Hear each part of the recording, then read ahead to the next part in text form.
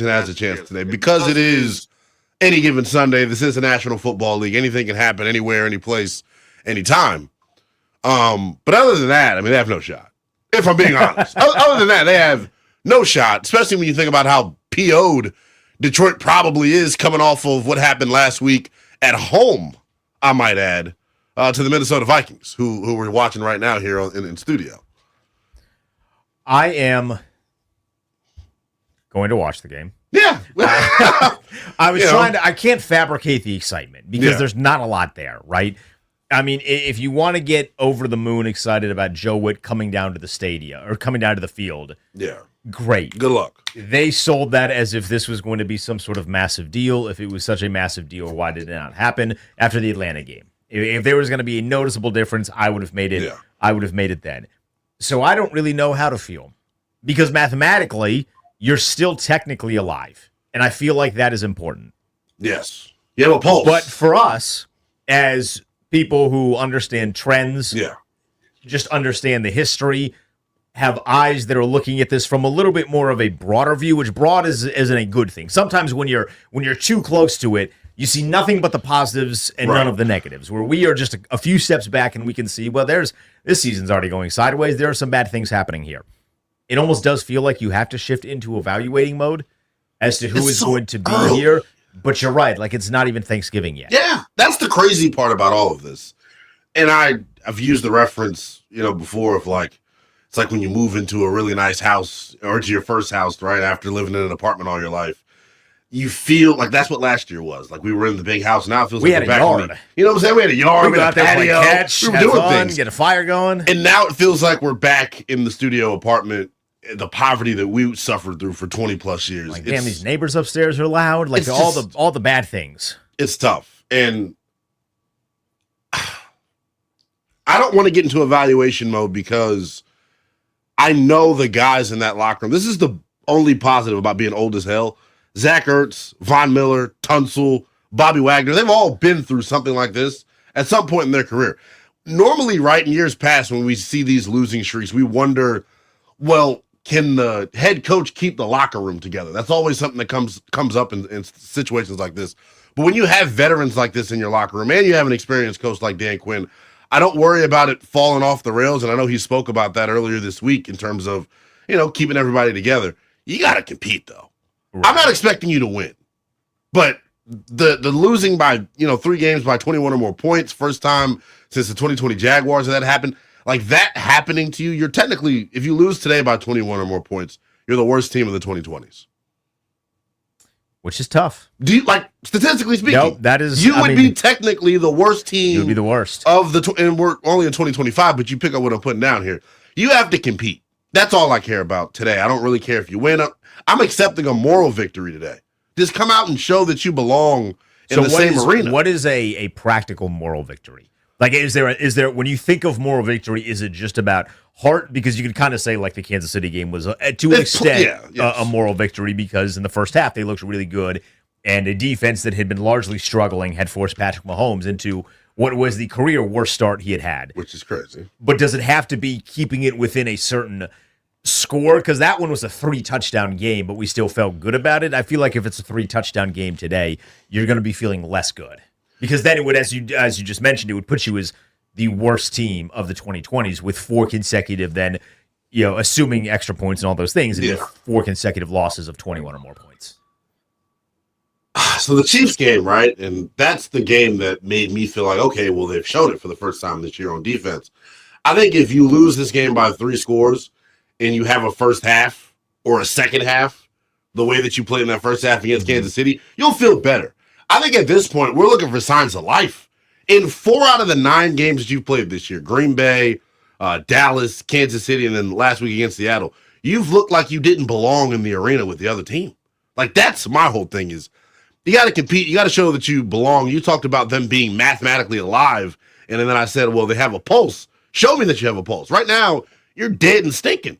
Like, last weekend was embarrassing. Tough. And it's at home. It's with the extra overhang of the Art Monk stuff. You're wearing the uniforms and the jerseys. You're in prime time. If that doesn't get you revved up, then, like, maybe you're in the wrong sport. Like, that's what guys dream about, that scenario that they had last week. and knowing the overhang of like you need to win this game, Hayden's back, and then to come out late, it was disappointing. That's what made it as depressing as it was, because it felt like they came out with the correct energy on the road against Kansas City, where there was no extracurriculars. And sometimes when we use extracurriculars in sports, it's a negative because it's basically a buzzword for fighting. But this was not that. This was the extracurriculars of the Art Monk stuff, of playing prime time at home, of the new jerseys that everyone has gotten hyped about. And they've run a lot of stuff on their social media about the players being hyped because that was the jerseys that a lot of the players grew up watching, if they were fans or even if they weren't fans of the team, but they know the history of the NFL, those jerseys. So it felt like the extracurriculars should have then lifted them even higher than what they did with Kansas City, prior, and it just, it wasn't. It wasn't. This like the air being let out of the balloon is the best way to describe it. And I know a lot of people feel like this year is a lost cause. It feels like more the balloon was popped. Well, yeah. Because at least with the air, it's like, all right, I see what's had. The pop is just like nope, it's over. And you're like, what happened? But that week 2 game against Green Bay, should have been all we needed to see to know, what type of group that was going to be. And you were healthy going into that game. Yes, you lost pieces during the duration of the game, but, oof. We've seen that flash too many times. And when it happened then, we had the excuse of short week, and it's early in the season still. This is week 10, baby. You got to kind of crap or get off of the pot at this point. And maybe last week, if you weren't desperate last week, that's how I would put it. Holy hell. Desperate. You better be desperate tonight. I wanted to ask you this, too, because talking to Doc, and they went 0-5 and ended up finishing 8-8 back in the day. Do you like hearing these changes come about? Like Joe Witt coming down on the sideline, they're tweaking and doing more walkthroughs. Because I'm of the belief that, if you're really confident in your program and what you got going on, are you going to really waver and change just for the sake of doing it? So it depends what the change is. I don't think that Joe Witt coming down makes a difference. Not at all. Not at all. Maybe we'll see somebody get cussed out. Because I'm looking for that's it. Yeah. It's instead of the phone cuss out. Yeah, it's face to face. But you're 3-6 at this point. You have a litany of injuries. If that decision was going to really impact something, it would have, to me, happened after the Atlanta game because they scored 0 points before they played you, literally right before they played you, and then they hung 34 on you. That would have been the time that I would have made that change. I do think the walkthrough thing is worth it because I think we've had this conversation a bunch. I'm good on the veteran rest days, man. Those are really good in 2024 when everybody's playing well and when guys are making big-time plays. But when you're not, I understand these guys are older. I get that. But you got to be practicing because it's very clear that something is different from last year to this year in terms of execution of stuff on the field. Guys don't know when to line up, which causes the loss of timeouts. Guys are dropping passes. Zach Ertz was a great player in 2024 on this team relative to his expectations. And this year, he has been kind of what we thought we were going to get from him last year, dropping passes, hasn't really been able to have a good to great connection with Jaden Daniels. I'm all for them adjusting the way that they practice if they still are of the belief that they should be competing for the remainder of this season. So I asked you this, though, about should this be an evaluation process? And here's why I am cautious about that. Who are you evaluating? I mean, you have the oldest roster in the NFL. I feel like it's normal to have these conversations, and we have been very accustomed to these conversations when, at the very least, you're evaluating young talent that you can say, well, maybe this person is going to be here next year. I mean, you're not evaluating Bobby Wagner. We kind of we know what he is. Now, maybe that means more Jordan McGee, hoping that means more Jordan McGee, more Kane Moderno, Ali Cahoe, whichever one of the UCLA linebackers is going to be active today. I don't know that both of them. It's like they flip a coin on game days, what it feels like. It really feels like that. There's no reason Medrano. He's a draft pick. But maybe more Ben Sinnott, just to kind of see what he is moving forward. I think, if anything, this is maybe an evaluation on Cliff Kingsbury because he's the one that has seemingly dodged all of the shrapnel. Joe Witt has been taking all kinds of criticism and vitriol for weeks because his defense hasn't been very good. And his defense has not been very good. I can understand why people would direct some anger in his direction. I don't know why Cliff Kingsbury has been skating past all of that because the offense has not been very good. And we've been in this war of social media this week in particular because Kurt Warner took to Twitter and said, hey, Jaden is messing up on a couple of different things. If you're a fan of the Kevin Sheehan show, you heard his conversation with Steve Suter, who said, yeah, he's messing up on some things, maybe not quite as much as Kurt Warner suggested, but he's still, there's some throws that he could have been making that he was not making. And when you look at the offense and the way that it is designed, or at least the way that it's executed, it doesn't look nearly as fun as it did last year. There's not a lot of creativity at the line of scrimmage. There's not a lot of help to get what is a group of skill position players that are subpar. I mean, that's a nice way. It's a very polite, political, correct way of saying that. But you got guys out there that are subpar. They're subpar, and you're not doing anything to help them. I think he needs to be evaluated as well. I know he has a great relationship with Jaden Daniels. I'm not by any stretch of the imagination calling for his job. But if we're going to talk about how Joe Witt needs to be evaluated, I think Cliff is in that very same spot. I don't think we're calling for his job, but I think we're at a point, if this does not improve down the stretch, specifically the run game for me and just the mentality and the identity of the offense, I may want a new personality at the end of the year. Like right now, it feels like we're all finesse and we don't have any punch you in the face to us. And I know that sounds like here's the problem. It cliche. barely feels like they're finesse right now. Like it's like it's like they're cosplaying a finesse offense. They're like a saltine cracker. Where like a saltine cracker is nice if you have like a chowder, right, or like a chili or something. But I've never gone out of my way to be like on a Tuesday, man, a saltine cracker would be nice. Yeah, it's just average right now, and it's tough because, and I can't help but look at it's not just all on Cliff though. I do think this conversation, and it's so early to get into talks like this, but I did it during the week.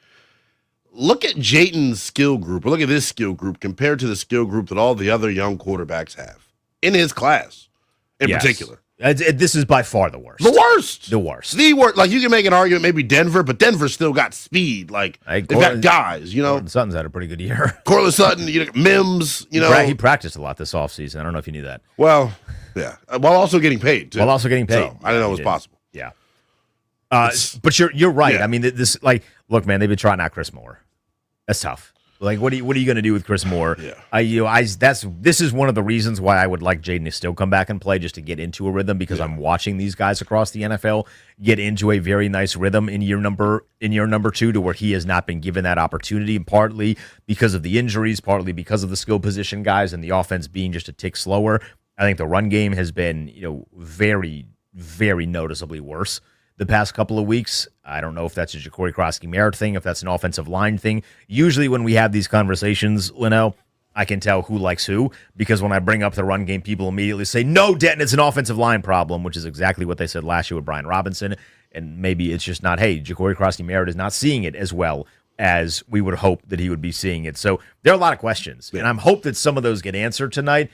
I will admit I am very petrified of a particular defensive lineman that is likely going to see a lot of Josh Connolly today, or vice versa. Josh Connolly is going to see a lot of Aiden Hutchinson today, and this could be a stat padding kind of game. He better put his big boy pants on. He better. Because he's on the clock. But I get it, like DB as well as offensive line are probably two positions that you need to give some time to develop.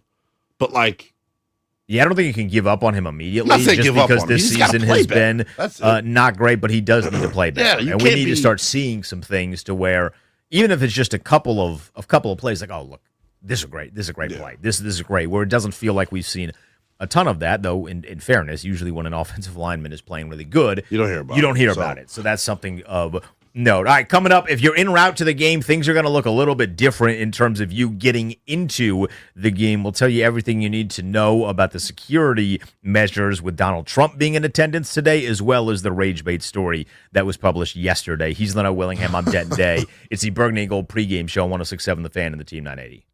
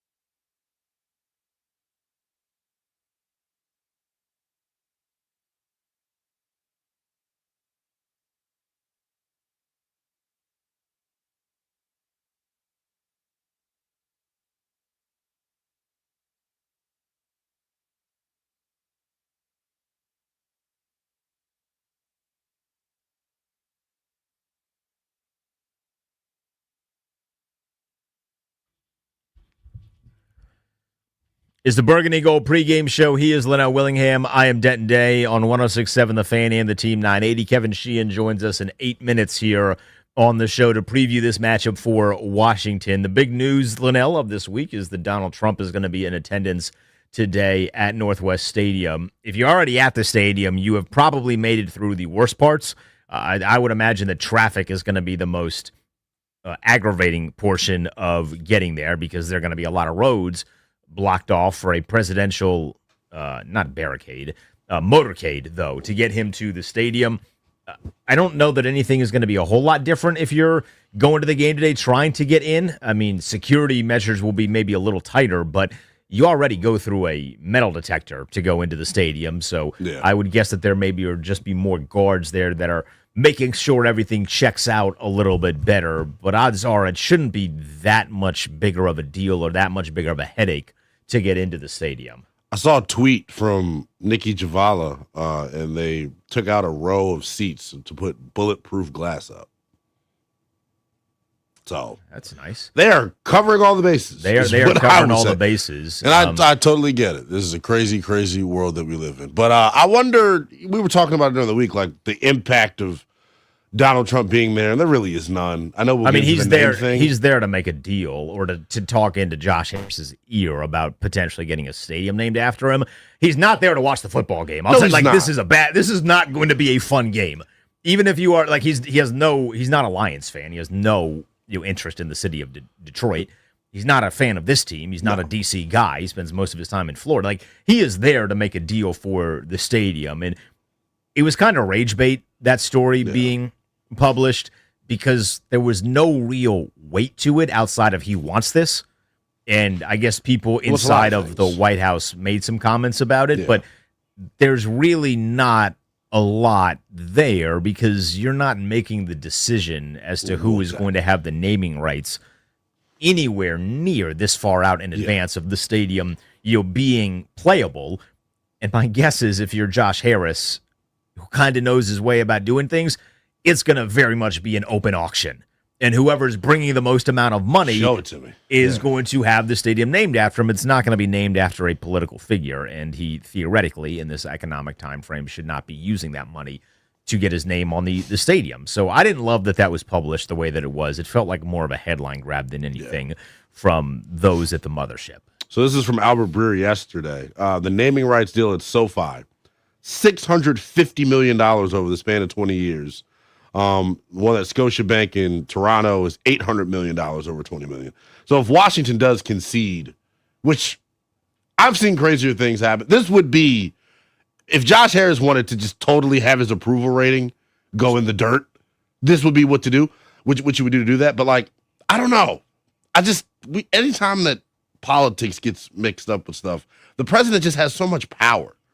So I wonder, like, if he really wants it to happen, can't he just make it happen? No, there's too much that would intersect with that, with the mayor getting involved, and there'd be so much pushback getting involved. Would Josh Harris give in to the pressure of it? I don't see. That's my biggest question. Could they start reneging on things? Because this is not the first time that we have had the president get involved with anything in relation to the stadium at RFK, and at least publicly, Josh Harris hasn't really balked at anything. No. It's one of the things that I have liked about this ownership group is that they really know how to shut the hell up. Yes, they do. And just kind of do what they need to do. They're really good at moving in silence. They really just shut up. And it's very nice. But it also would, so I don't know, I'm trying to figure out the details, but they have a stadium names right deal right now with Northwestern, right? Northwest Federal Credit Union. And that goes through 2030 to 2031, which is around the timeline of when the new stadium would be operating and functional if everything goes according to plan. My guess is that Northwest has something in the contract that would give them maybe an early option to be the first bidder to re-up if they want to. Okay. So they would get, I would imagine, I don't know that that's 100% accurate, but I would imagine in the understanding, because they knew when they signed this deal that there was going to be some sort of new stadium on the horizon. The ownership group has been very upfront about that. So I would imagine that there would be something in that contract to give them first rights as to who to name the stadium after. And by the way, if they are going to name the stadium after a person, it should be Joe Gibbs. Someone with a direct association to the franchise. We're going to go that route. And someone that had this franchise in the best years of its existence. So if there's going to be anyone that gets the stadium named after him, it should be Joe Gibbs, even if it does end up being, so I'm a college guy, right? Yes. Alabama Stadium is Bryant-Denny Stadium, but it's Nick Saban Field. So maybe we get something like that towards Northwest Stadium in Joe Gibbs Field, something along those lines. But if I want to have a name associated with a new stadium, I want it to be Joe Gibbs. If it's not Joe Gibbs, maybe like a George Allen, but I don't know what the relationship is like with the Allen family and the organization. It's a lot better now than it once was, surely, but I don't know that they want to get back in bed with this organization. Maybe Bruce still has some hard feelings, whatever. But it should be Joe Gibbs, a sizable gap, and then whoever you call in second place. Yeah, I think just knowing how much money they're kicking out for the stadium, I think it's going to go to the highest bidder. Like you said, whoever's going to fork over the most cash to have the naming rights is going to get it. I like the idea. I don't think anyone's brought this up either, Dan. The idea of naming the field something else totally different from the naming Joe right. Gibbs, so right. You can honor, a franchise legend. I think that is totally appropriate. By the way, so I pulled this up. This is according to Reuters, an 8-year agreement that's roughly $8 million per year. Someone's going to come in with a bigger stick than that. Yeah, of I mean, course. so maybe that's Northwestern just because they desperately needed one after FedEx, left. So maybe that was Northwestern getting that on a deal. But whoever gets the naming rights to the new stadium is going to have to pay a hell of a lot more than $8 million per year. And I'm just thinking from a standpoint of it's going to be the newest, it's going to be the best. Like, they're going to make a ton of cash off of this. And that's probably their number one objective right now. And it should be. Like, I mean, if you're going to pay for a lot of the You know stadium what I'm out of saying? pocket, it would be nice try to have a hell of a deal. Whoever is going to, because you said SoFi was what, $800 million over the course of $650. $650 over the course of 20? Scotiabank in Toronto was $800. So Scotiabank is $800 over 20. Yeah, somebody better be. You know what I'm saying? Like, I can see it happening for sure. I'm curious to see with the whole Donald Trump thing, just how far this conversation goes. Because I think because one thing you said, they have shut the hell up talking about the ownership group when they need to, but they also, with the name thing, have come out and, hey, this is the name. I want them to do this with Trump. Hey, we're not naming our stadium after Donald Trump. And we're also not doing it now. Yeah. Like, we have so many years They don't have ahead. to say anything yet. They don't have to say anything. Yeah. I mean, really, the only time this organization talks is when Magic Johnson is on Twitter, but he doesn't give you any information that you don't already know. He's really good at playing Wikipedia on Twitter. and then, occasionally Mitch Rales will make some public comments at like a conference. Josh Harris will make public comments at like a conference. Mark Hine will, promote his tennis tournament, but that's really it. Like, they don't come on, and they're not sharing information. They're not leaking like a sieve, which is all really, really positive. All right, coming up when we get back to the football game at hand today, Kevin Sheehan of the Kevin Sheehan Show is going to jump on, give his thoughts on this matchup with Detroit. He is Lynnell Willingham. I'm Denton Day. It's a Burgundy Gold pregame on 106.7 The Fan and the Team 980.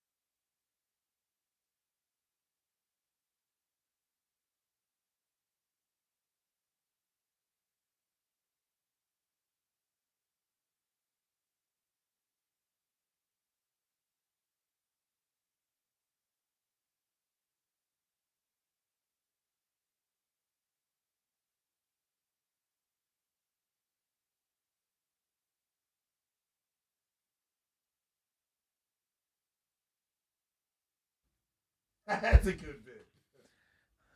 Commanders got a big one. No Jaden Daniels today. They get Marcus Mariota, and it's a rematch of the divisional round last year where Washington beat the brakes off of Detroit. I don't know that we'll see something similar today, maybe the inverse. Joining us now to break this one down is our guy Kevin Sheehan. He's the host of the Kevin Sheehan Show every Monday through Friday on the Team 980, 10 a.m. to 1 p.m. Eastern Time. Kevin, will we see a sequel to what happened in the playoffs last time, or is it going to be a rough afternoon for us? Oh, my God. That was not even 10 months ago. And, we had everything, it seemed. But football's cruel, man. Every year's a new year, and every week's a new week, Denton and Lynnell. So, look at today already. I mean, Buffalo, getting shut out at halftime. We see this every week in the NFL. Anything can happen. I think for it to happen today, they really need Detroit to help. And that would be, a lot of penalties, drop passes, turnovers, and, we can't help out them. That's the kind of game that happens in the NFL every once in a while, and they need one today, along with, using Marcus Mariota and trying to run the football a little bit. How important is it? This is probably a dumb question, Kevin, so bear with me. I've been beating the drum this week of you got to compete, right? Show me that you have a pulse, right? You're not that bad. I don't think you're as bad as what you've shown. I just think they haven't played particularly well. I know when you have veterans in the locker room like a Tunsil and a Ertz and a Wagner, and you got a coach like DQ, it's easy to keep a group together, I feel like. But when you're getting your face punched in the way that they have the past 3 weeks, Kevin, do you worry about that at all? I actually don't. I think that they've done a good job of competing every week. They are so limited right now. It is such a skeleton, compared to what they expected crew. I thought they really competed against the Chiefs on Monday night. Now, defensively, against Seattle, it wasn't pleasant to watch. They're so limited defensively, and there's just a lot going on there. I think we all understand that. A lot that they're going to have to address in the offseason. I don't know if there's anything they can do about it right now.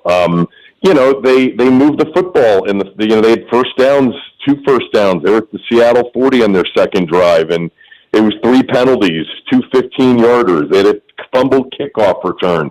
I didn't think that, they didn't compete, and I haven't seen that yet. Maybe we'll see it today. Who knows? I mean, check in with me, next week on that. But I think they've added the right kind of guys to their locker room, and I think that we'll see a competitive effort, even though they're obviously not up to it talent-wise in terms of the roster they're fielding these days. Wait, so does that mean that you don't think Joe Witt coming down to the field is going to make a massive difference on defense? No, I don't. I don't think so. But, Jared Goff has a limited crew in front of him right now. They're banged up on their offensive line. I'm waiting to see, maybe you guys have it, to see who's up and who's down for them. They got absolutely beaten up because of their offensive line issues last week by the Vikings. Now, the Vikings have Brian Flores. They have better players on defense, and they really got after Goff. So, today, if they're hurting up front, like the Giants were, like the Raiders were, like the Chargers were, the 3 games in which the defense didn't suck, this year, they took advantage of the offensive lines that were really hurting when they faced them. That could be a help today, although, it's not like Washington's got a lot to fight that with. No Dorrance Armstrong, and you had him in some of those games. You had Dietrich Wise. You had, other players that were on the field that were more capable. But anything, we know this as NFL fans, man. Big underdogs win outright all the time. Yeah. I was hoping that Buffalo handled their business so that we could be – it feels like once a week, Kevin, like you mentioned, the big dog wins, and it seems like maybe that's going to be Miami today. Hopefully we get some luck in the 4 o'clock window. The running back position has been interesting to me. Chris Rodriguez is going to be named a captain today. His dad is all over social media, very, very active. I don't know if anyone's seen it or is it just coming on my feed. And I don't have a problem with it. I say all that to say, do you think he should be the lead back at this point? Are you ready to – because the run game has been terrible over the past month here in particular. Do you think it's time to give a new lead back here? I mean, I haven't seen what his father is saying on social media, so I don't even. I'm assuming that his father is a big advocate for his son to be the lead back. He needs to be playing, yeah. Which he should be. Yeah. I don't, yeah, I'd like to see Rodriguez. The answer is yes. Yeah. But I also don't know that, there's that much of a difference. I just don't think that they're great at the position since Eckler got hurt. Yeah. I also don't think that Cliff's given it enough of a shot in some of these games. That I think we'd all like to see more. Last week, 9 called pass plays in their first 10. I don't care if the box is loaded today. Yeah. Run the football. Try to run the football. And you can do it with your team, especially with Mariota. Mariota's healthier. He's not wearing a brace. You can put him in to what, the Shanahans like to call 11-on-11 football. And that's what you got to try to do today and possess it and get, and hopefully, by the way, with your quarterback being a threat to run, whether it's Rodriguez or it's Bill or it's McNichols, they can benefit from that. Kevin, what is your assessment to this point of Cliff Kingsbury? I hated last week. It's the first one that I've really hated this year. Now, I didn't think that they gave it a shot enough in the Dallas game when, to run the football, and maybe I'm thinking of another game too. I love Cliff. I think he's incredibly creative. I think he's working with a very short staff, so it's really hard to hold him accountable for all this. With that said, I'd like to see more balance. I'd like to see more of an effort to run the football. And no matter how bad these receivers are in terms of their ability to separate, the best offensive coordinators usually are able to scheme something open. But, usually that happens when you're running the football and you can play action off of it and you can bootleg off of it. They tried to do some of that last week. So hopefully we'll see more of that today. Yeah, that is the hope. Going back to the defensive side of the football, no Marshawn Lattimore. They kind of hinted at it this week. You'll see, Jonathan Jones and Mikey Sanders still kind of interchanging in the slot based off of matchups. What's your thought process or your opinion rather, on what they should do with Mike Sanders? So should they just keep him inside and allow him to try and grow at that position, or are you down to bump him back to the outside? The one thing I would say about him playing outside, Kevin, there aren't a lot of 5'10" outside corners in the NFL. No, and we knew when they drafted him that he looks and acts and plays more like an inside corner, no matter how we played on the outside last year. And I would deal with the growing pains. These. Quinn said it this week, and I forget what the exact language was, but he said with respect to the draft, it's not like it's a straight, upward curve. There's a lot of ups and downs. We've seen it with Brandon Coleman. We're seeing it with Sanders still. McGee's finally getting a shot after being injured. You've got to wait these things out with young players that you believe in. Now, if you don't believe in the young players, you move on.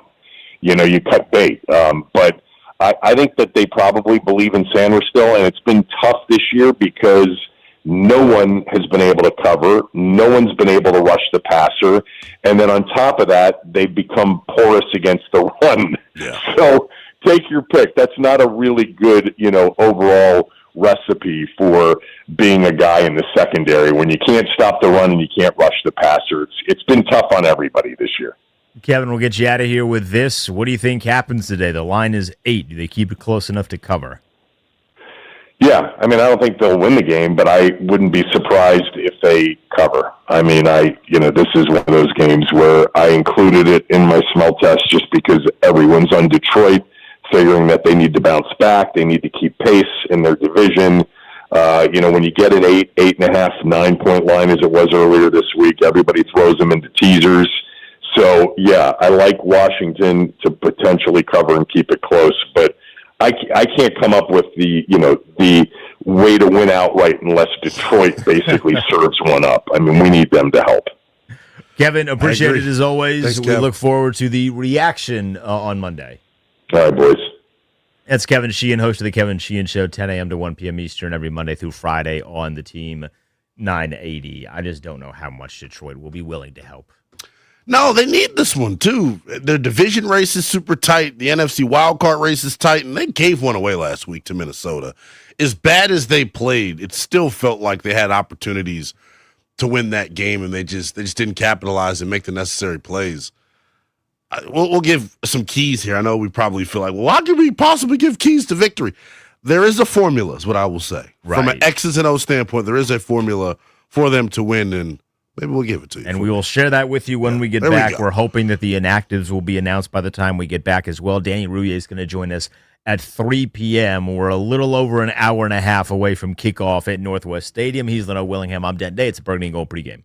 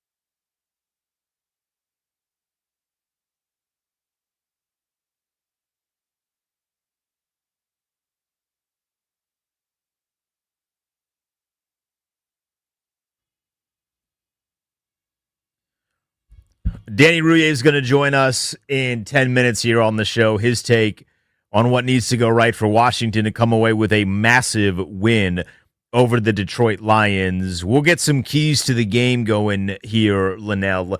It'll be short because a lot is going to have to go right for Washington to pull the upset over Detroit, but I'll let you go first. I know you had some keys, some stuff written down. What needs to happen for Washington to win? I think Javon, I feel like we've done this bit so many times, bro. If you're a regular watcher of us on YouTube and listening here to the pregame show, how many games have we come in here and said, the D-line's got dominant, D-line, da-da-da-da.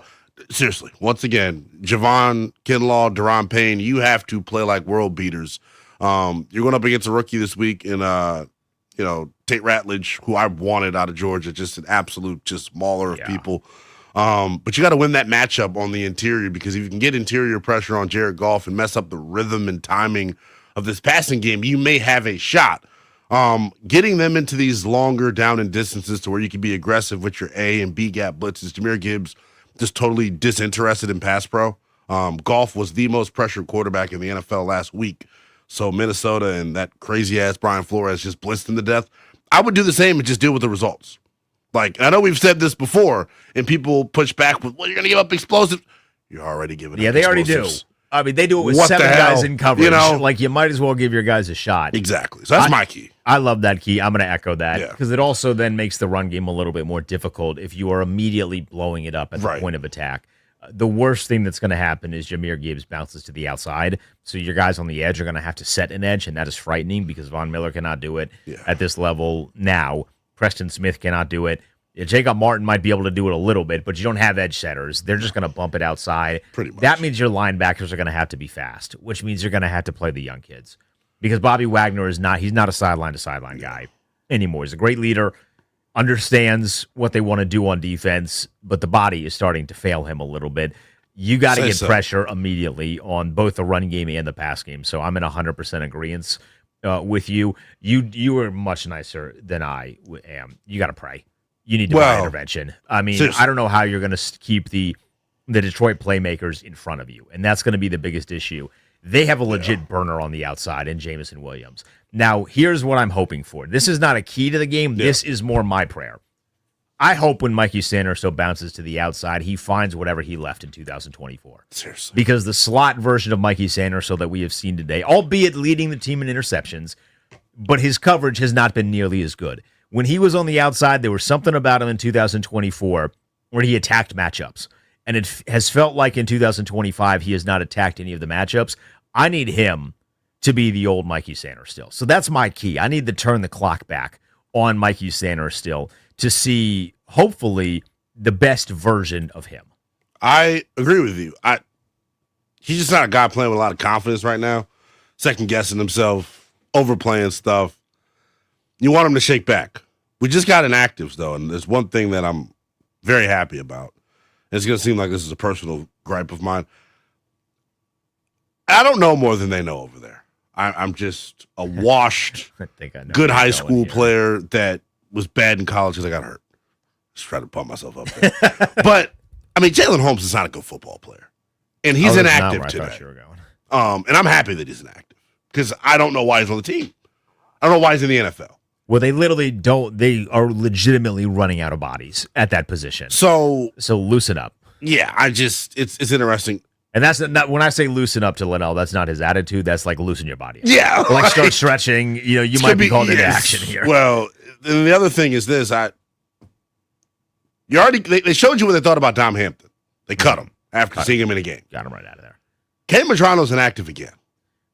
It feels like they're literally flipping a coin with him and Ali Cahoe as to who is going to be inactive.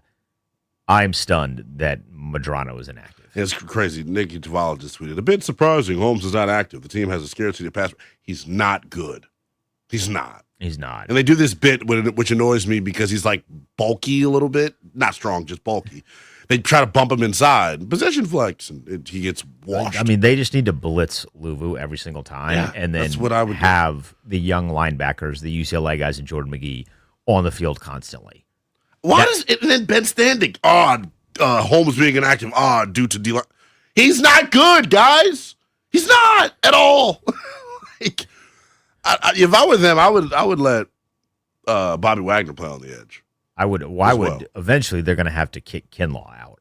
You remember in April they have no run defense when we had these conversations about kicking him out because they needed to set an edge, or back in the end of the season last year where they kicked Jerron Payne out because he was the only guy that could set an edge. So maybe they do something like that with Kinlaw.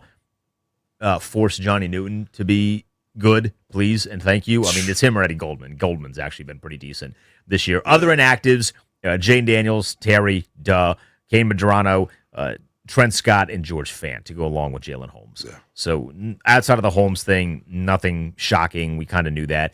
And again, it's a flip of the coin with the UCLA linebackers. We gave keys on defense. Do you have any other keys before we get to Danny Rouhier?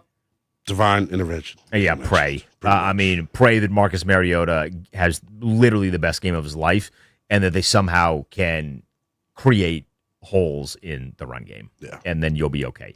Danny Rouhier, one half of Grant Danny. He joins us next. It's the Burgundy Gold pregame on 106.7 The Fan.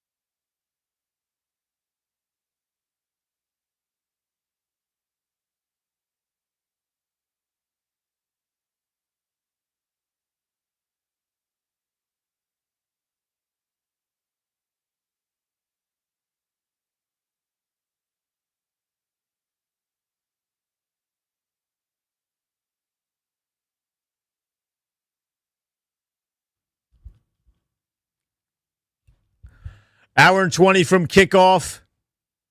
We get a rematch of last year's playoff game. Lions and Commanders. Man, what a difference 8 months make.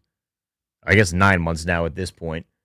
Jumping on with us now is our guy, Danny Rouhier. He's one half of Grant and Danny, which you can hear every Monday through Friday, 2 to 6:30 p.m. on 106.7 The Fan.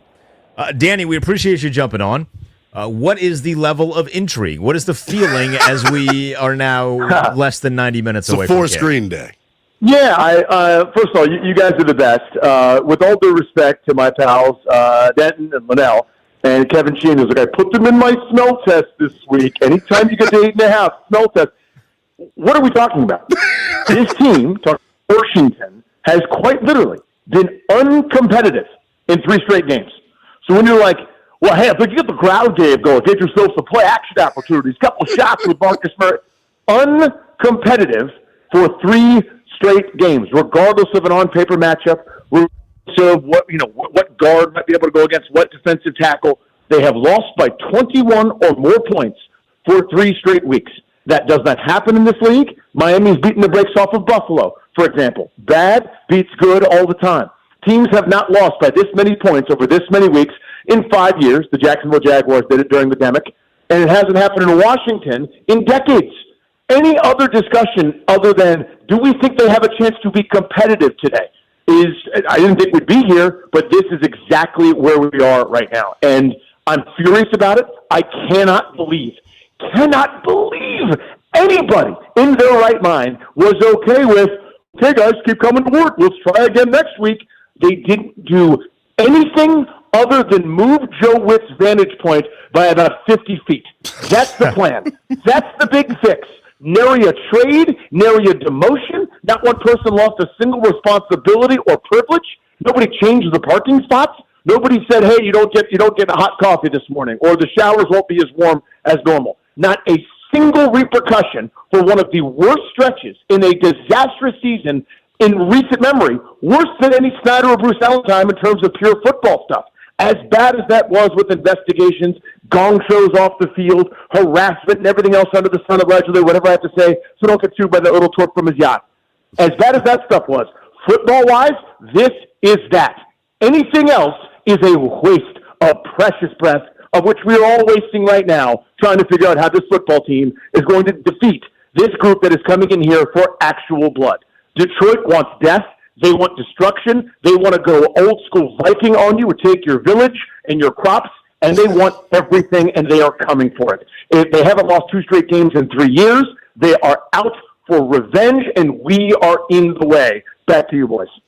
Wow. So tell me how you really feel, Danny Rouhier. I agree with you, though, man. I think what hit home the most, and I want to kind of get you to follow up on this, there just haven't been, and that's the one thing I can get upset with about the defense, because I just don't think they have the talent. But at least when guys are not doing their job and busting these coverages, unless it's your fault as coaches, why are you not reprimanding them for it? What is your thought process on the way that they've handled the defense from an accountability standpoint? So it actually is a great question. So here's what I think, right? When everything's going great, when you're 12-5 and finger pointing and sloganing your way to the NFC title game, when a remarkable ride that we all got to go on, and it was brilliant, it was joyous, it was perfect, it was one of the great seasons of my lifetime. And literally, it's been decades. I experienced it when I was a kid. You guys are, of course, too young to have known what it was really like, but it was the closest to that, right? And you do that, you sloganeer your way, and everything's cheerful in your brotherhood, this, that, and the other. Well, this is the downside of that. When you got someone that's telling you, that's the rhetoric, I'm going to stick by you. You're my guy. I believe in you. I'm not going anywhere. I'm not going to do anything different. I'm not going to change. I'm steadfast, whatever. You then run into the time where you go, oh, crap, my rhetoric isn't working. What we're doing isn't working, but I already promised everybody that I wouldn't change. And I think you've kind of run aground there. And that's why Dan Quinn, who I like a lot, by the way, just seems personal, as a person, seems to be a wonderful human being, like a wonderful, excellent human being, far more positive and engaging and all the good adjectives than I am or will ever be. But this is where you get stuck, when you maybe need to tip a table over. Maybe you need to break something against the wall. Maybe you need to tip the Gatorade container. And he's like, nope, brotherhood. Next day, keep plugging, guys. We're going to try to find our true north. And he's got a slogan for everything. I think this is where you run into problems. Because what should have happened over the course of this week is, even if it's just a song and dance, even if it's just something to tell the fan base, hey, we're close to as upset as you guys are. This isn't acceptable. Somebody gets demoted. You take play calling duties away from Joe Witt, even if it's nominal. For Dan Quinn, who has been a really good defensive mind in his league, when he's been a head coach, his defenses haven't been as good. When he's been a coordinator, they've been really, really strong. In varying areas. For Dallas, it was a lot of turnovers, but they gave up some yards. Seattle, of course, it was perfect with 18 Hall of Famers, almost 2 for every position. But here, they have not been good, and they haven't done anything about it. And that's what's so frustrating, I think, to me and I think a lot of fans. He does have a lot of slogans. Sergeant slogan. Somebody call Sergeant slogan. That was the nickname from Atlanta. Great for T-shirts if the team is winning.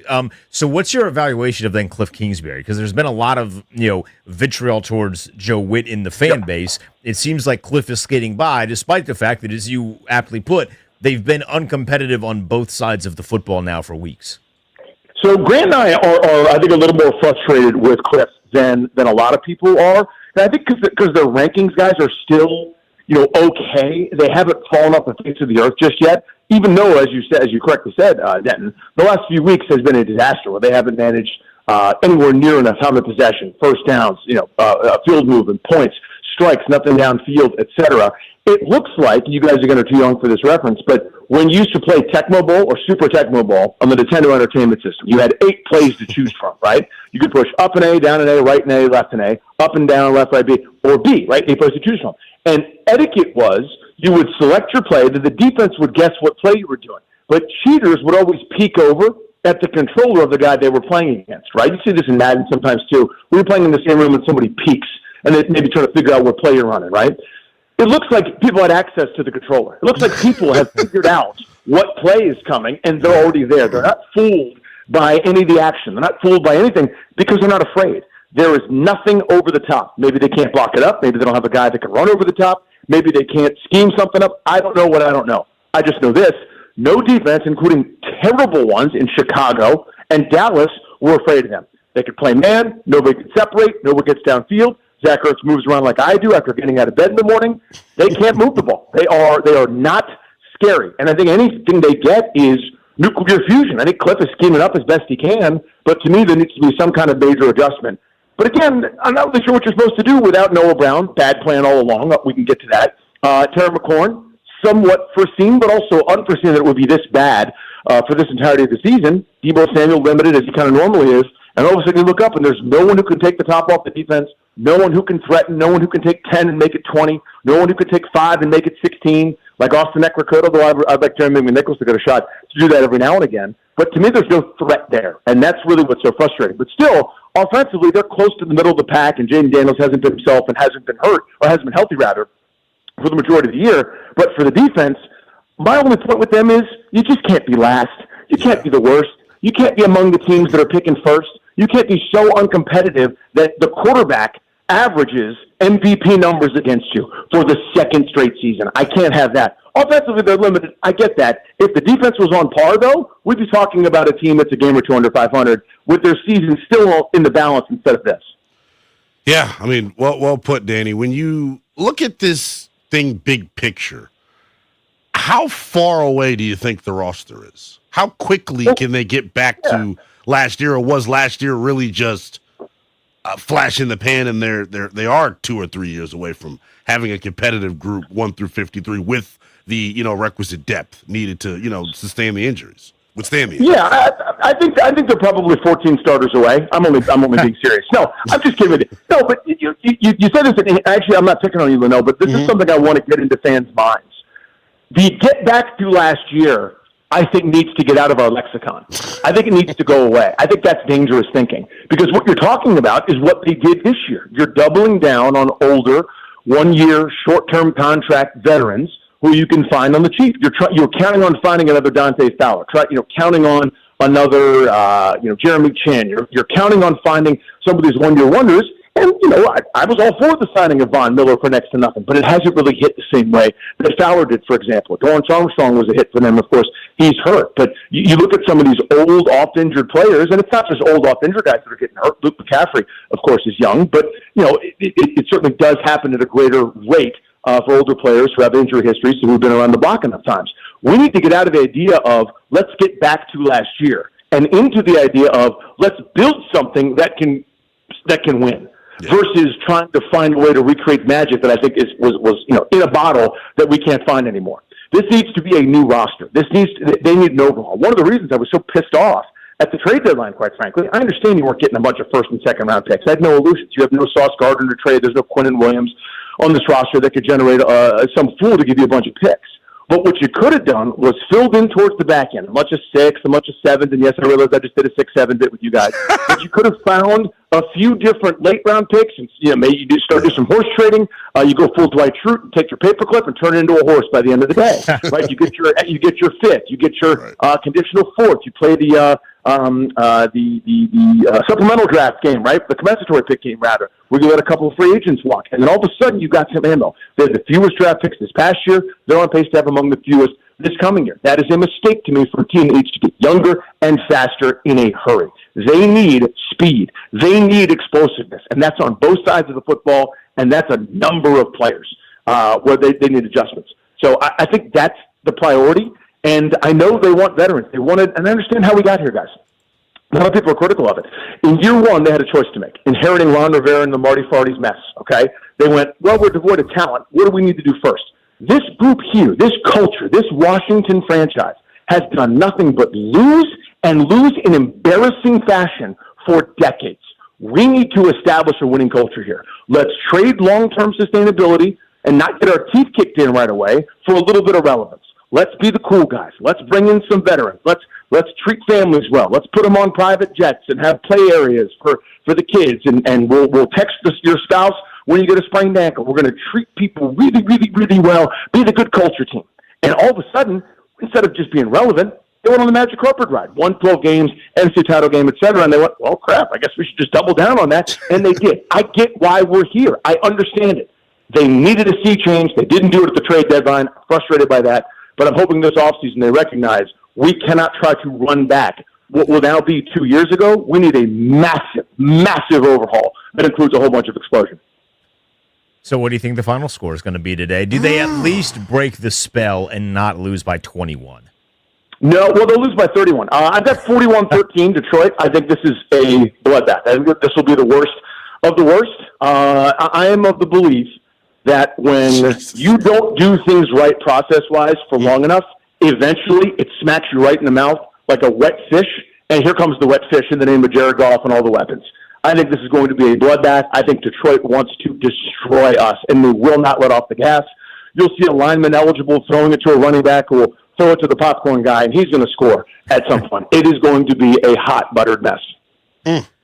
Danny, we appreciate it. Try and enjoy the game. Hopefully you have at least some wagers on Detroit so you can do what I do, which is when my team lets me down, it at least lines my pockets. Invented by Eric Bickle of the Sports Junkies, the emotional head, gentlemen. I'm all over it today. He is Danny Rouhier. Danny, thank you. You can hear him 2 to 6:30 p.m. Eastern every Monday through Friday on Grant and Danny. I don't know why I keep saying Eastern. We're all in D.C. We know what time it is. But you can hear him there nonetheless. He was very passionate about how bad this team has been. He's very honest. I agree with a lot of what he said, too. It's hard not to. It is going to be a very tough day today. Yeah, like I'm sitting here. Together, I got the FanDuel app open. I'm putting in some $5. I think we're going to get waxed. I mean, after listening to Danny, I can't lie. After listening to Danny, I mean, there's not a lot of bets that I have that are in favor of the team that we are rooting for today. My only hope is that, like, Javon Kinlaw and Deron Payne, like, you are the saving grace for this team today. If you can just dominate for a few plays, force a batted ball or something, I don't know if I can take another blowout. They better be competitive. I'm going to be so mad. Or I will be flipping to the CBS game. I'm going to be so mad. And halftime will be so difficult when I just don't know what was happening. When they're down like 30 and they are still running screenplays. And the wide receivers are just getting blown up. What's going to hurt the most is when Jahmyr Gibbs. I normally go Kanye crazy is the word I use. It's the phrase I use. I think he goes federal today. I think he does things that put him behind bars for years. He is going to ruin people's Sundays. All right, so I'm learning that there are levels to the crazy Oh, thing. yes. I always thought that Kanye was the top one, but I guess you can get crazy. You go federal. I mean, you think about some people that are in the feds, didn't they? I can use my imagination there. He's the Willingham. I'm Denton Day. JP Finley's going to join us in about 10 minutes live from Northwest Stadium, get his thoughts on the game. You'll hear from the Junkies in 25 minutes. We continue with the coverage. What'll be worse today, the performance of the Commanders or JP's self-service? What'll be worse? Well, we'll find out in 10 minutes. Yes, we will. He's the Willingham. I'm Denton Day. It's a Burning Gold pregame show.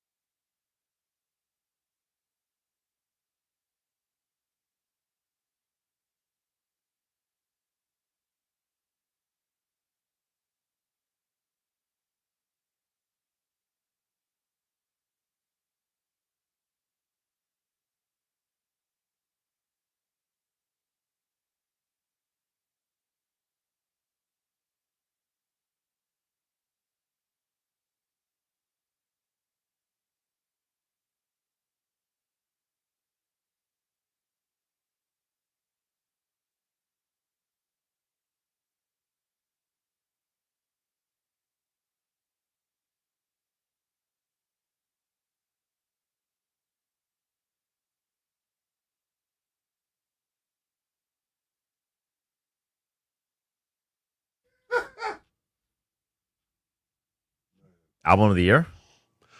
You know where I'm going with that. No, so, it's the Clips, obviously. Gunna, man. This Gunna got it. Gunna's had a year. Not in the Grammys. Yeah, because there's the optics around him. What is more entertaining? Talking about how the Commanders could potentially beat the Lions, or talking just the Grammy segment where we should do have a Grammy no segment. affiliation to music. Like I'm not a music journalist or anything. Did you bring that up because the Grammys are the list of albums It's just got coming released this. and Gunna's not on there? I need to make a post about it. Are you sure? He might be on rap album of the year? Okay, yeah. But Kendrick and Clips are on like actual album. Wow. Yeah. Oh, I mean, Let God Sort Him Out should win. I'm actually looking this up right now. I probably shouldn't be, but I am. I know we wanted to talk about the future of 2025 and should a certain guy come back? Is not going to be good. If somebody in the chat can tell me a way that they can stop Jahmyr Gibbs, I'm all ears. Word to JP Finley, who will join us in 5 minutes. I'm all ears. I don't know how they can concoct a plan, and I am not dumb enough to be of the assumption that Joe Witt coming down to the field makes a massive difference. You don't think that's going to be the big no? No, because if that was really a difference, they would have made that decision when the season was still hopeful. Yeah. I'm sure inside the facility they are preaching hope. They're preaching slogans. That's what their job is. They're so ingrained in that they have to. Yeah. We are not as ingrained in it as they are. We are emotionally attached to it in a way that I'm trying to get better at because it just ruins my Sundays. Yeah. And then Mondays too. And then Mondays too. We got to wake up early, especially now that they have all these damn primetime games. Yeah. But they are just a not good football team. No, they're not. And the roster is not good enough. And you look at Detroit, who has 2 wide receivers locked up for a long time, a running back locked up for a long time, quarterback locked up for a long time, left tackle locked up for a long time, defensive edge locked up for a long time, to go along with some safeties that are locked up for a long time.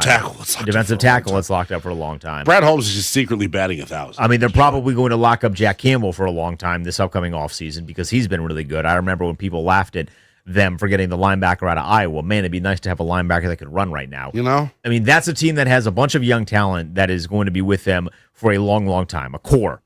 This Washington team has Jay Daniels, has Terry, who was on a contract for a couple of years. And then... So we did this exercise this week. I have 3.5 guys are in there, or blue chippers. They have 3.5 blue chippers. 3.5. Terry, Jaden, Tunsil, half of Sam Cosmi, because I don't know. I think Sam Cosmi's either overrated. He's locked up, but he's got to play better. I know he's coming off of injury. Even last year, he didn't play very well. Right into the fire, too. Playing next to right tackle that is young and figuring it out. But, so I would convert Cosmi to a full person. Blue chip. Okay. Yeah. So, but the point is, they got 4. They have 4. 2 of them were here before you got here, and you drafted one of them. None of them are on defense. None of them are on defense. And none of them are on defense. They're defensive-minded. I think that's maybe the thing that hurts the most about this game is that 8 months ago, 9 months ago, you were beating their doors down. And here we sit with a bunch of injuries, yes, but you would also argue that Detroit had a bunch of injuries. I mean, I think Detroit had a full half of their starting lineup that was out injured, including Aiden Hutchinson, who is the best player on the team. This is where I try to give them credit when I have that convo. I don't want to compare them to San Fran. I don't want to compare them to Detroit, 2 teams that are battered and still winning. This is year 2 of our program. Those programs are a little bit more established, so they've been able to build the floor of their roster. The only pass that AP gets is that it's year 2. And, like, next year, you're going to talk about having pressure on you in year 3. Yeah, that there will be pressure. I still think he gets at least 4 years. You were so handcuffed by Ron's inability. It's so nice, by the way, watching Kyle Hamilton make plays. By the way, I'm looking at the field. What has Chris Olave done today? It's tough. You're looking at the field. The fact that the Grammy field. I mean, I'm sorry.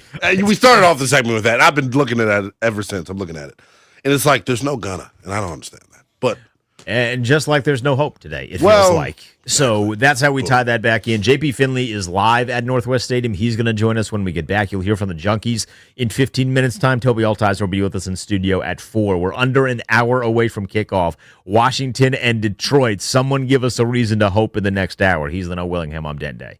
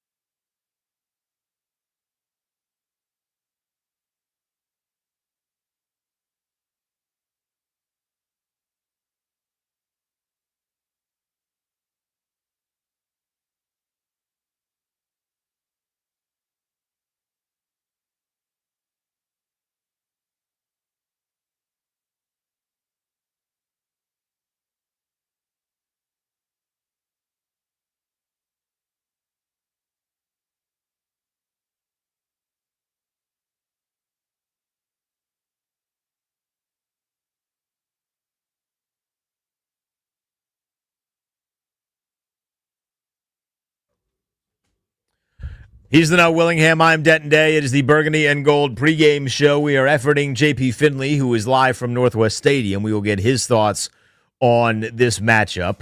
I could not be positive with Lynnell during the commercial break as to find out reasons. Let me ask you this, though. Do you think a wide receiver plays well today? Not just a wide receiver. I mean, Lions are going to play a lot of man. Honestly, they should. They should. It's what they like to do anyway, though, regardless of going up against a lousy group. No. I mean, how can I say that? Like, how can I say that and mean it?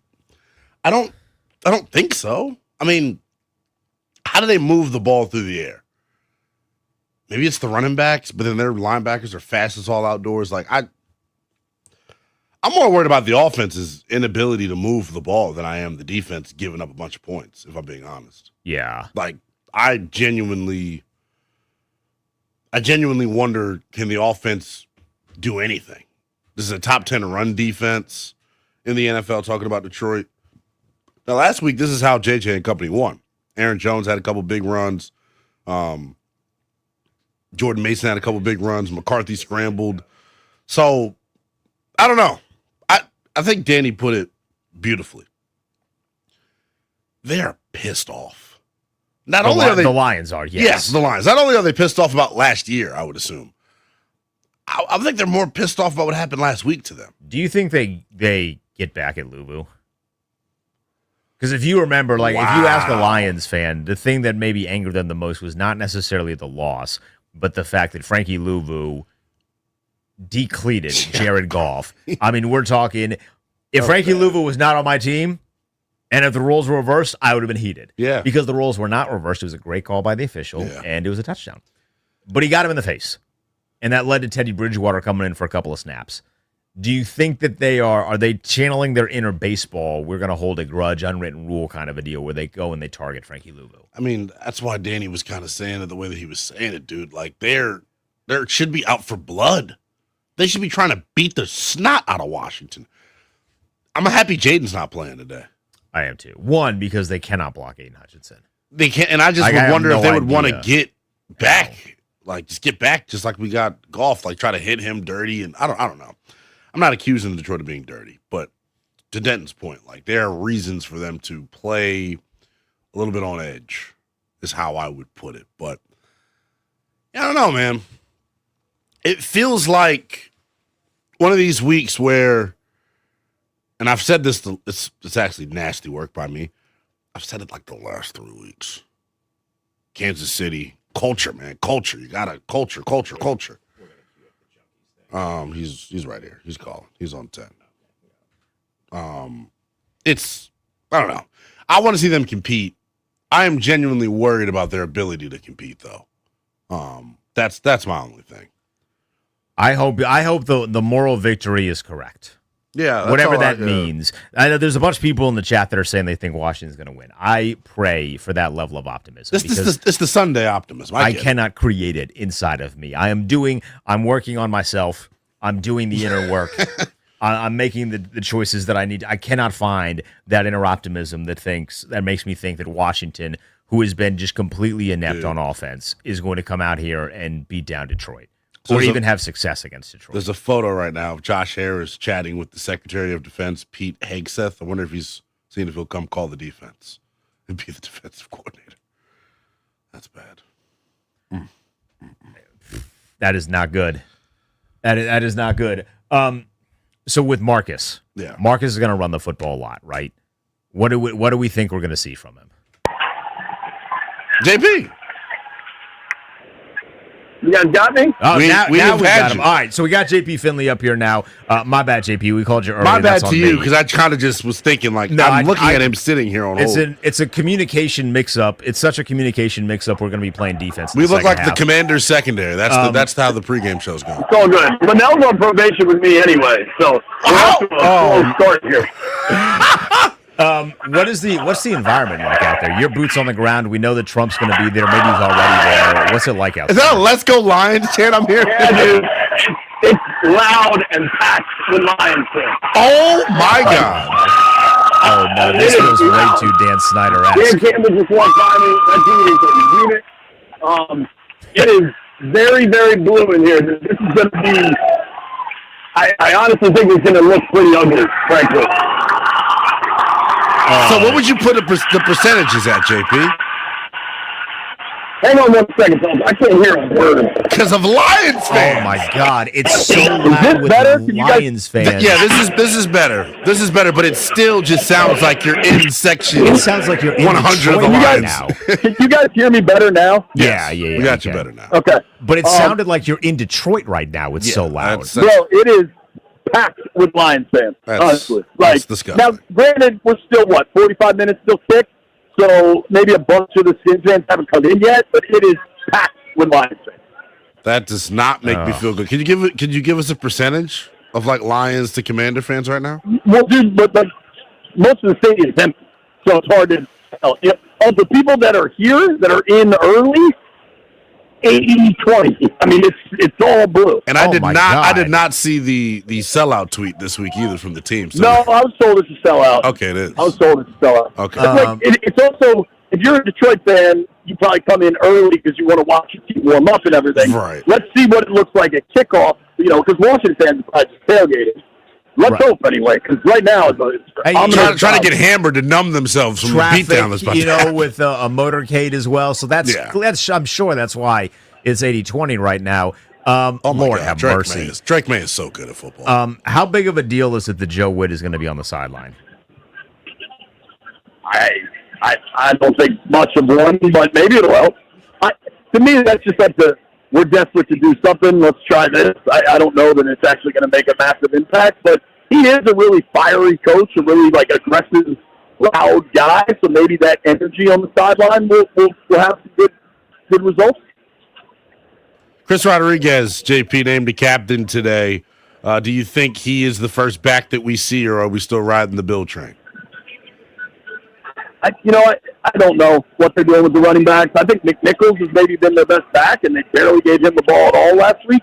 So I had Matthew Berry, the fantasy expert, texted me this week trying to make sense of the Commanders' running back situation. I was like, dude, I don't know. From a fantasy perspective, I just avoid them all. But, Bill missed the practice, had the no contact on with whatever happened with his tooth. We had to talk to him, said he was fine, but he got that on top of other things. The running back situation, I truly don't know. How do they keep it close today? We'll get you out of here soon, JP. I know you're busy, so we appreciate the time, but how do they keep it close today?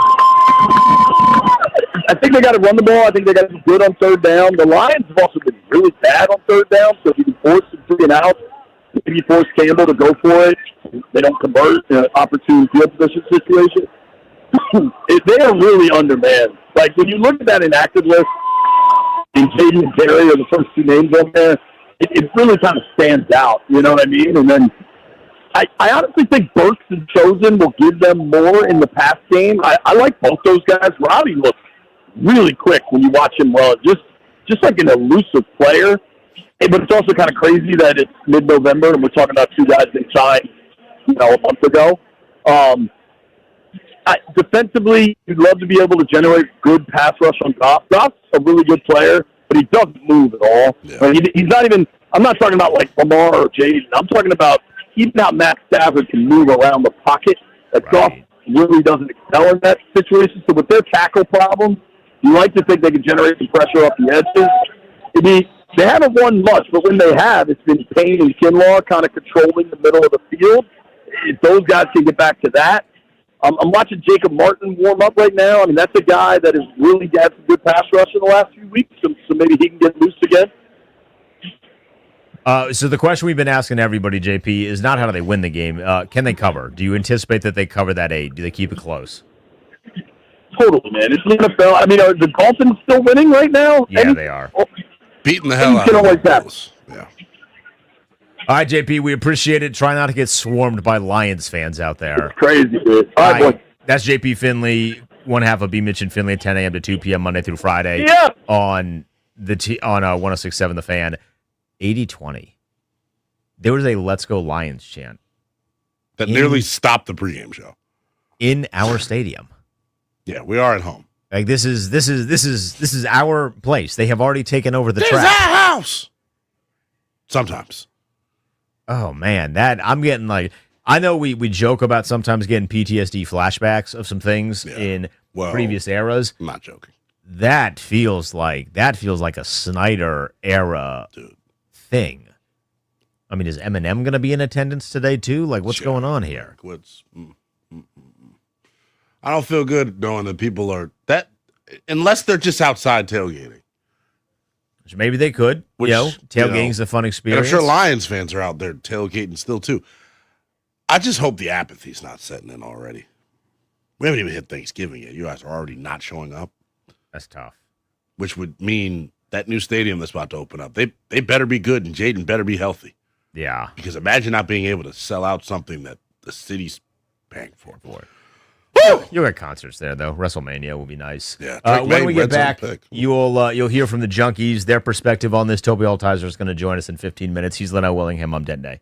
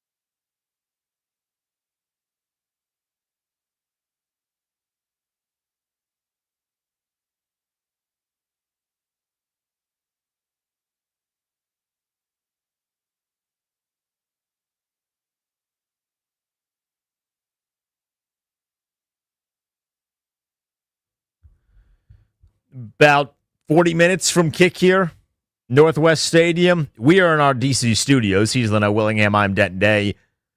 In a rematch of a divisional round playoff game that saw Washington beat up on Detroit. Detroit is getting revenge today. No Jaden Daniels, so it's not quite the same, but they're going to feel it anyway. Toby Altiser is going to join us in 10 minutes. He's the host of the postgame show right here on 106.7 The Fan and the Team 980. But now it's time to hear from the Junkies. Fellas, how do you foresee this game partaking in? All right, we will get to the Junkies in a second, Lynnell. But what do you think the boys are going to think about this game? Are you as optimistic that they are going to be optimistic? I feel like we're going to hear some very outlandish scores from them, like 56-14. Like I could see a 56-14. But then I know if I know Eric Bickle the way I think I know Eric Bickle, I think he's going so there's one guy I think that Bickle you picks think him to win. Will stand tall. All right, let's hear from the Junkies. Fellas, what's up? All right, boys, we were hoping not to have to play Titanic this season, but we had to this week after the Commanders lost their third straight game by more than 21 points. And then that's 4 losses in a row. And they lost Jaden Daniels to injury. Is there any hope against the Detroit Lions this week? I would say very little. This is a Lions team that lost a close game at home to a division rival in the Vikings. They know they need a win to keep pace in a super competitive NFC North. And they're facing a team that's just ravaged by injuries in the Washington Commanders. I think it's going to get out of hand early. I think the Lions are clearly the superior team here. I don't have a lot of faith in the Commanders pulling off the win. I would never bet on us at this point. I mean, just throw it all out. But I will say, just a couple weeks ago against the Chiefs, we were kind of in a very similar scenario, and they played the first half of their lives. They just didn't capitalize on it. So nobody expected them to intercept Pat Mahomes on his first 2 drives. In fact, I think it's the first time it's ever happened in his career, right? That he had thrown 2 interceptions in the first quarter of a game. Yeah. They just didn't capitalize on it. So, I mean, crazy things can happen, but on paper, this looks dark. This looks tough. So look at Marcus Mariota's play this year. I think, by and large, it's been pretty good. If you look at his numbers, all right, he only has 4 touchdowns with the 4 interceptions, but we've watched him. When Marcus has been on the field, the offense has been pretty good. You go back to that Chiefs game, you're right. The first half, he was 15 for 18 passing. They just couldn't punch it in. So I think there's some hope offensively. The harder part to picture here is this defense slowing down the Detroit Lions offense. The defense, ranked near the bottom in all of these statistics. Lot of injuries. How do they stop the Lions offense? You won't. And, when you look at the numbers, Detroit's defense is actually pretty good. They get after the quarterback. Yeah. I mean, it's better than it usually is. Hutchinson's one of the best edge rushers in the game, and he's getting paid like it too. And then offensively, they have all those weapons, and like you said, they know they can't lose another game. They haven't lost back-to-back games since 2022. Right. They know that they can't lose another game when they're chasing these other teams in the division and for the playoffs. And they lost at home to Minnesota. I just don't see Washington stopping Detroit at all. And then even if Mariota plays well, defensively, they got their hands full with all those guys, especially with Gibbs. Yeah, I'm terrified that we're going to see the stud Jahmyr Gibbs. The Jahmyr Gibbs against Tampa a few weeks ago, who went 17 carries, 136 yards, 2 touchdowns. Oh, he also had 3 catches for 82 yards. He didn't have numbers anywhere close to that in the loss to the Vikings. I feel like the Detroit offensive coordinator is going to be like, okay, we're going to go back to our bread and butter. Jahmyr Gibbs, David Montgomery, and some long play action passes. I think it's a one-sided affair. I have Detroit winning 42-17. I hope they don't score that much. Maybe they'll take some mercy on us. Certainly anything is possible. We all understand that. But I think on the whole, on average, this is like a 31-17 loser. And that would just be them kind of pulling their foot off the accelerator a little bit in the fourth quarter. So I was giving some praise to Marcus Mariota in this segment earlier. But this is kind of disturbing. Do you know what his average yardage per game is this season when he's under center?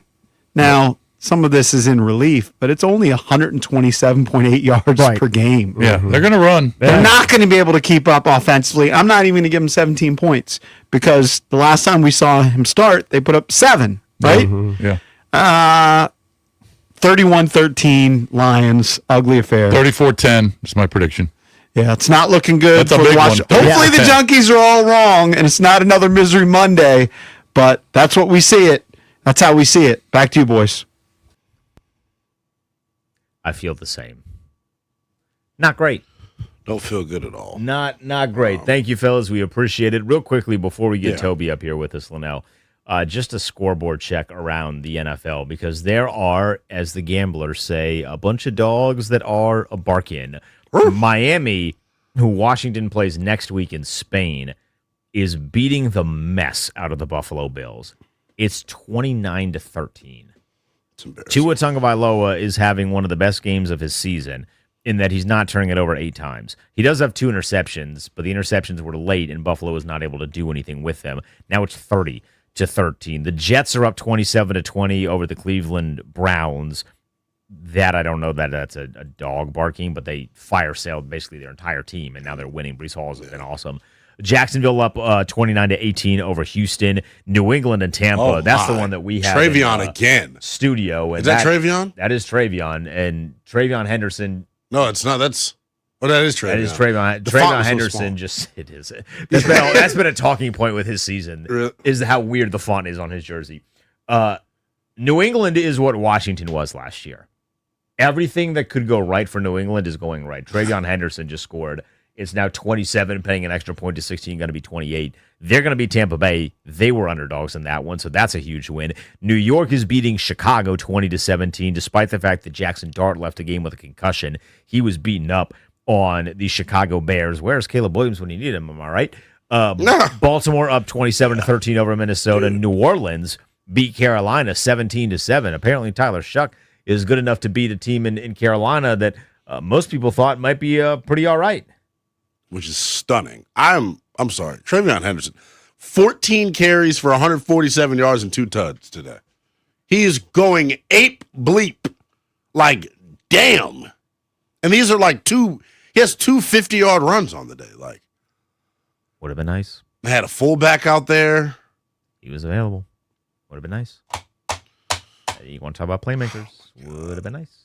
Is Drake May telling him to go down? I think he is actually telling him to go down. Wow. But also, he doesn't need to go down because you're now up 12 with an extra point. So, no, score. Score, King. Get yourself a good game, honestly. All right, when we get back, Toby Altiser is going to jump on with us. His thoughts on this one. Will it be a bloodbath? We'll hear from Toby, and then we will make some predictions. We're about 30 minutes away from kickoff here. He's Lynnell Willingham. I'm Denton Day. It's Pregame Pregame.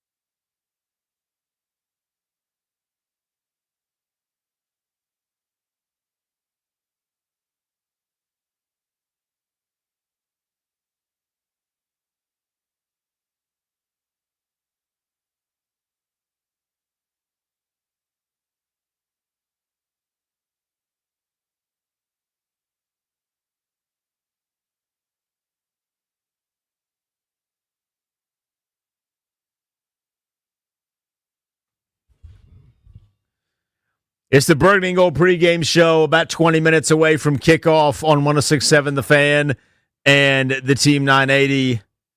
I'm Denton Day. He is Lynnell Willingham, and joining us in studio is the man you will hear on the postgame show. It is Toby Altiser with us here. Toby, we have not exactly had what I would consider an optimistic show today.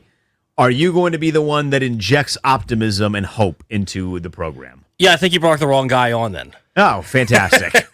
Well, who is the right person? Because normally Lynnell is Mr. Optimistic, and if he's not optimistic, Danny went on about a impassioned. I mean, we had Danny for about 20 minutes. Well, I'm not surprised that Danny was on the other side. I mean, he was very passionate about it. The Junkies are not optimistic. Really nice hoodie, by the way.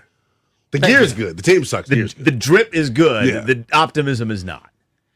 No, it's not. Yeah, it's just it's tough to have confidence because even if Jaden was playing in this game, I mean, you still don't have Terry. The offense hasn't gotten going. I still believe in Jaden Daniels, but, it's not like Jaden had his best game last week. So even if he were suiting up, this is a difficult task. Now you're asking Marcus Mariota to carry the offense, and I actually do think he helps their run game in some ways because I think he's better at the read option stuff, but I don't know. I mean, I don't think that the defense is going to give any sort of resistance to Detroit's offense. So good luck. Yeah, I mean, we know they're not going to win, but do you think they compete? That's kind of been the lens that I'm looking at it through. But you should have felt that way last week against Seattle. They better compete, right? Your season's on the line. You're honoring Art Monk. You're wearing fancy, cool jerseys. You're in prime time, and they laid an egg. I keep scratching my head and thinking, well, why won't they do it again? Yeah, I don't get it. You saw that first half against Kansas City.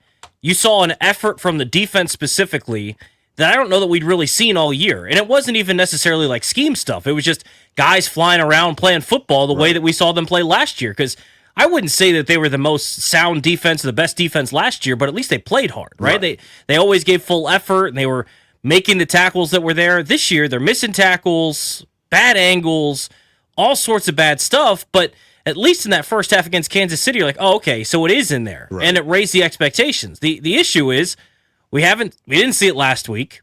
No, you didn't. I don't have confidence that it's going to show up this week because that's basically the only half of football where we saw, oh, okay, that looks like a defense that could actually compete. So I hope that they come out with some urgency, and I don't know where this team went, where you went from the moniker anybody, anywhere, anytime, where that's basically saying we're ready to pick a fight at all times, to a team that never looks like they want to play a game. Like, it's just, they're asleep, it feels like. Sleep at the wheel. It's a dangerous, dangerous thing to do. It is very dangerous. It feels like a comedy sketch where a guy that loves fighting wants to fight but keeps getting beat up and still wants to fight after he gets beat like up. R-Truth. Front hand, backhand, basically. So this is not a bit, Toby. It's going to sound like a bit of a question, but it's not a bit, I promise. Who has a better game today, Treylon Burks or Robbie Chosen? I actually have some hopes for Burks. I think that Chosen's been good in the one game he's played. Yeah, he was fine, but I think that Burks can fill a role where if you can get the ball to him in some space, he can almost do some Debo-like things. He's not Debo, I'm not saying that, but he can be a decent player after the catch, and so for that reason, I think you get him some stuff underneath and see what he can do with the ball in his hands, but yeah, I mean, the fact that you're asking that question shows you kind of the state of affairs right now. They're not in a good spot, man. The defense is where all the questions reside, it feels like. You're going to see Mikey Samers still and Jonathan Jones playing inside and outside this afternoon. In terms of Mikey Samers still moving forward, are you of the belief that he should bump back to the outside, or are you letting him battle through these growing pains as a slot corner? Kind of depends upon what you view this season as. Yeah. I think part of the reason you saw what they did this week with Jaden, where he's not on injured reserve, I think is because they're holding out hope just in case. Say a miracle happens in Landover today, they win. Say you go to Madrid and they win and they're 5-6, and then maybe things can happen. If you're looking at this season as one where you need to have your best players in the best spots to succeed and you're trying to focus on this year only, trying to win, move him outside. If you want to try to develop him, I think you want to still use him long-term as a nickel corner. And you might as well use the full year if this year isn't going to be worth anything. You might as well use the full year to evaluate that and see if he grows. Because Same thing happened last year to an extent where he moved outside and he started to show some of that growth, but it's not like he was spectacular early in the season. It took a little bit of time.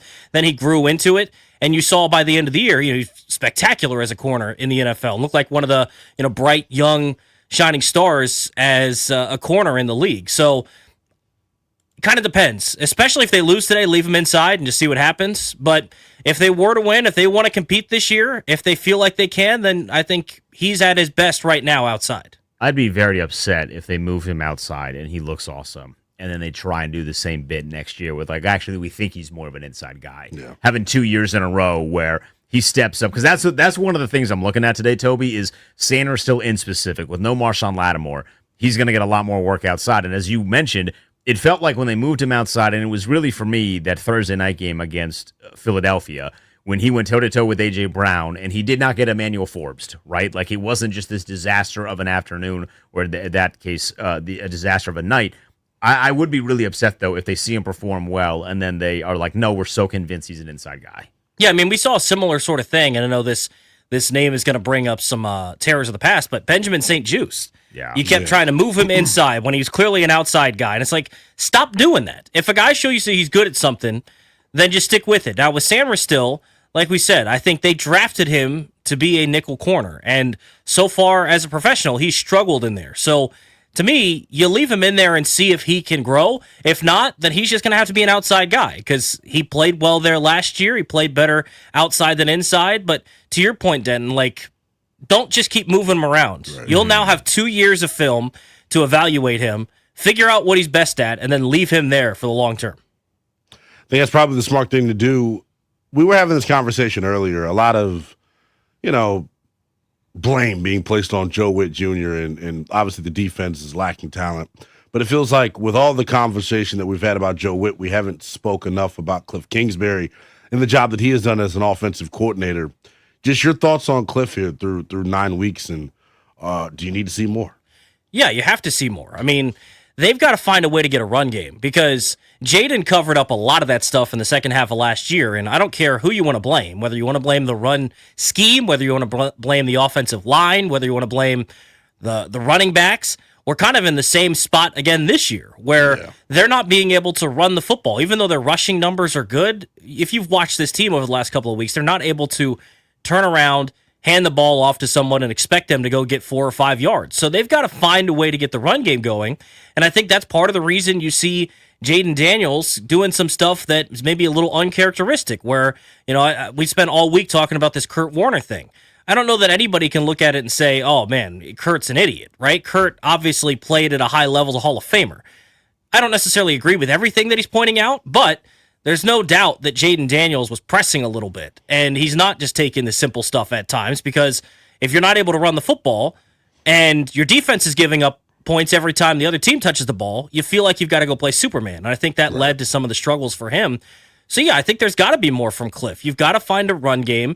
You've got to get a little more creative in the passing game. Try some different stuff because at this point this year, the stuff you were running last year that was working is no longer working. And this is where you just have to try different things and evolve. And I have confidence that he can because you saw as the year went on last year that he evolved. But still, he never really got a run game going in the second half of the season last year. So I think that's my number one thing. And it doesn't really matter who the running back is. If it's going to be Bill, great. If it's going to be Chris Rodriguez, great. If it has to be Jeremy McNichols, it really doesn't matter who it is. They've got to find a way to run the football because realistically, if they do want to continue to compete this year, the best way for them to do so is by keeping the defense off the field and holding the football. Which young guy that we assume is going to get more play time are you most looking forward to seeing today? Jalen Lane. Jalen Lane? Yeah, I mean... Get over the drops? He's got to hold on to the football. That's number one. We know that. Ball security is job security. We get that.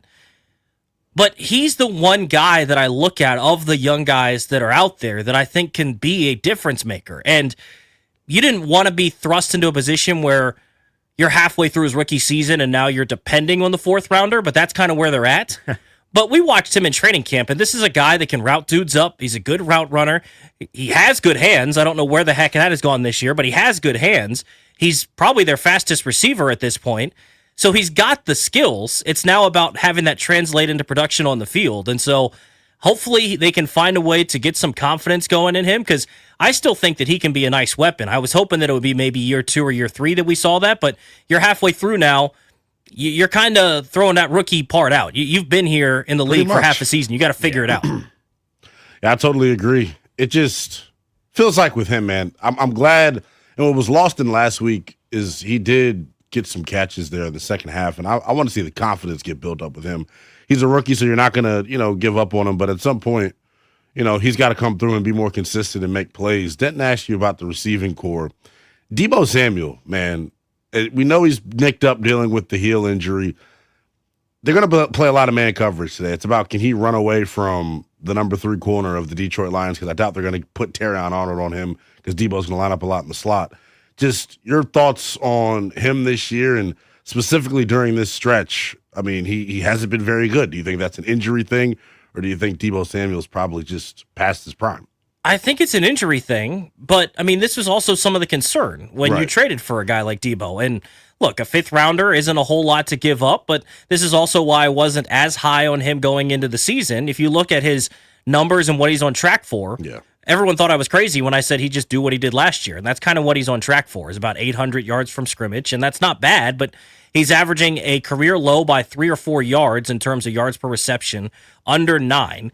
So you've got to find a way to get him to be more effective, but I don't know how effective he can be when he's not being effective after the catch. He's not making guys miss. He's not running through tackles, and that's his calling card. If you wanted a guy that could beat man coverage and sit down in zones and was always going to be the security blanket, then Deebo was the wrong guy to go get. That's not his game. His game is after the catch, and he struggled that way the last couple of weeks. But I don't think it's gone, because early in the season you saw him be their most dynamic weapon. So I got to think it's injury related, but at some point, if it's just still lingering and we're, well over a month into this thing, you got to wonder how serious the injury is, or if it truly just wear and tear over the course of a season gets to him and he starts out strong and then just kind of limps the rest of the way. It was really frustrating watching Seattle do some things with Jackson Smith and Jigba that I was under the assumption that Cliff was going to do with Deebo, and have it work for them and it not work for us.